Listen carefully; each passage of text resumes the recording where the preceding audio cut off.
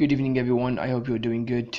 So today I'm back with another video concerning the British civilization, of course. This course is mainly for first and second or even third year students. I do not know why, but it seems that the program is slightly different from a university to another. Well, today as you can see we are going to deal with the Norman Conquest. So the Norman Conquest. Before I start, if you're watching this on Facebook, feel free to message me if you need any kind of more details, further explanation. And if you're watching this on my YouTube channel, feel free to email me. As always, I leave my personal email on the description below.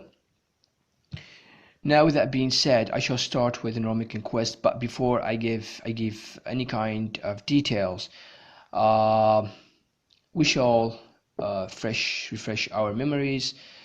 So what happened before the Norman Conquest? We need to know what happened before, because always when you know what happened before, it always influenced the future. So at that time, England was ruled by the Anglo-Saxons. The Anglo-Saxons settled in England. They have created or established 7 kingdoms. The most influential ones are Mercia, Northumbria, and Wessex. At that time, in the 11th century, there were the Vikings who used to raid England, or even they started in the 8th century. So the Vikings used to raid England because simply the Vikings were pioneers. They used to kill people, they used to burn monasteries, and they take the wealth of the people and they go back to their homelands. This is due to the fact that they had different beliefs than the Anglo-Saxons. They were not Christians, they were pagans, and they believed in many gods, of course. For example, they believed in gods such as Odin, Thor, Loki, etc. With that being said, now we move to the Norman Conquest. When we say the word Norman came from the word Normandy. Normandy is a place in England, in France, and which still exists today. At that time, Normandy had a duke whose name is William of Normandy. This person here, became the King of England later on. So how did that happen? In details, I shall explain. So William of Normandy, he was a Duke of Normandy. So being a Duke at that time, it means that you are powerful. Being a Duke or the duchy is a very high ranking nobility of that time. Of course, it still exists today. So he was a Duke, so it means he had armies, he was wealthy, he had lands, etc. In parallel, in England, there was a king who governed the land, of course, whose name is Edward the Confessor. So he was an Anglo-Saxon king, or Anglo-Saxonic king. He was the cousin of William of Normandy. That's why William of Normandy was encouraged to take the throne of England. But after the death of Edward the Confessor, Harold Godwinson took the throne, and Harold is the half-brother of Edward the Confessor. So when Harold took the throne, there was a Norwegian duke whose name is Harald Hardrada. I think it is pronounced like this. It is a pretty hard proper noun to pronounce. So this Norwegian duke, he invaded England in the north. So I've drawn this little map to explain how the event happened. So the Norwegian duke invaded the north of England. Then Harold opposed him, and of course the Norwegian duke was victorious in a battle called Fulford. So the Battle of Fulford, right? In this battle, the Norwegian duke defeated the Anglo-Saxon king Harold Godwinson, right? But days later, there was another battle which is called Stamford Bridge. This battle, Harold Godwinson got his revenge and he killed the the Norwegian duke. Few days later, William the Conqueror, or William of Normandy, landed here in the south of England. So Harold Godwinson, the king of the Anglo-Saxon, of course, he left the half of his troops in the north to guard the coast mainly, and the other half marched with him to the south. Here a battle happened called Battle of Hastings.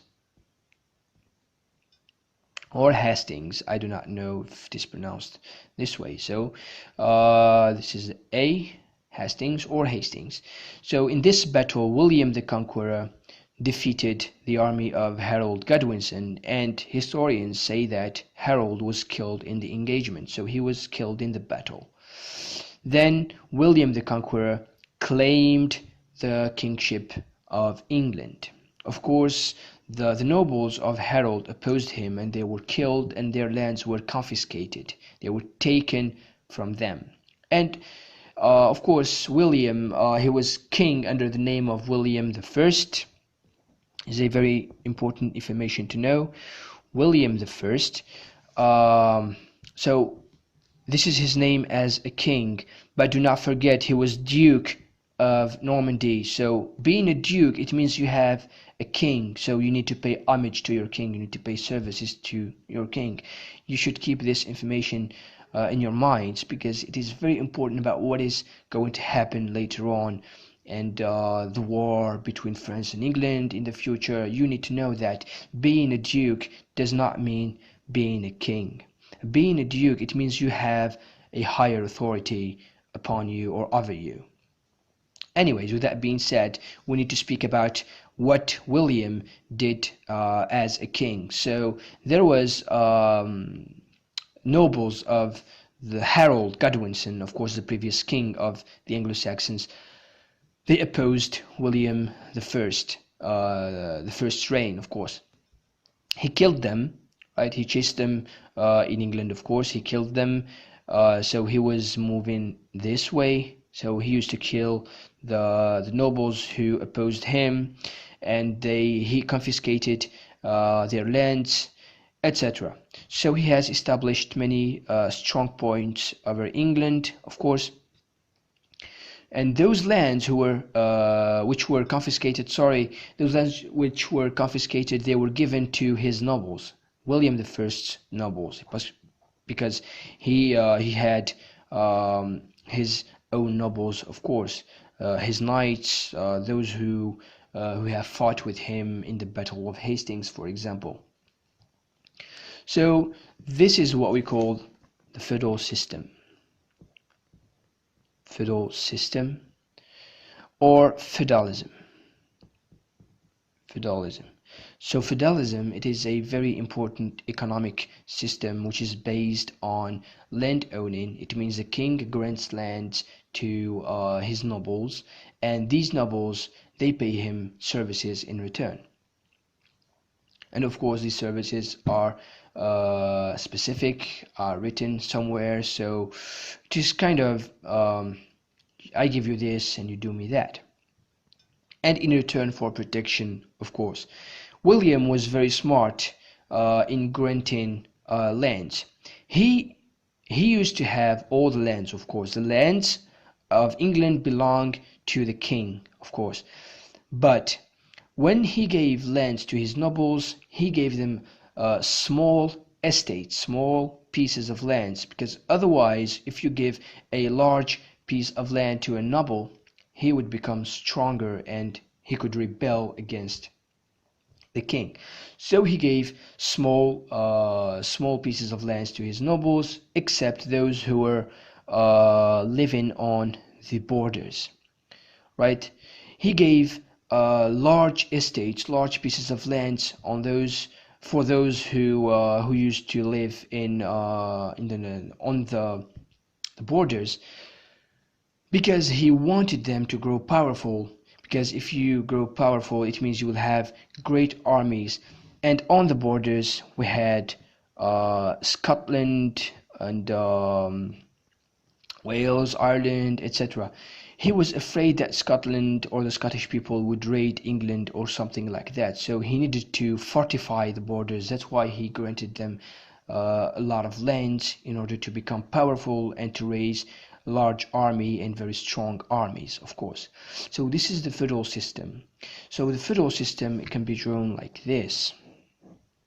So here you have the king, then you have the nobles, then you have the knights. The knights, it's written like this. Then we have the peasants. The peasants are mostly like slaves. They were, let's say, they used to feed from the lands which they were given, and they could be sold as property. So it works like this: you give land to this, you give land to this, and you give land to this. In return, you owe service to this, you owe service to this, and you owe service to this. Of course, if you give land to someone, you need to protect that person, that noble, otherwise they won't owe you services. This is how it works in the feudalism, especially which was found in whole of Europe at that time. So this is about the Norman Conquest, what happened and how did William get to the throne, and just I hope I made this course easy, clear, and feel free to check my YouTube channel, of course, if you need to download videos, and message me, and see you in another video.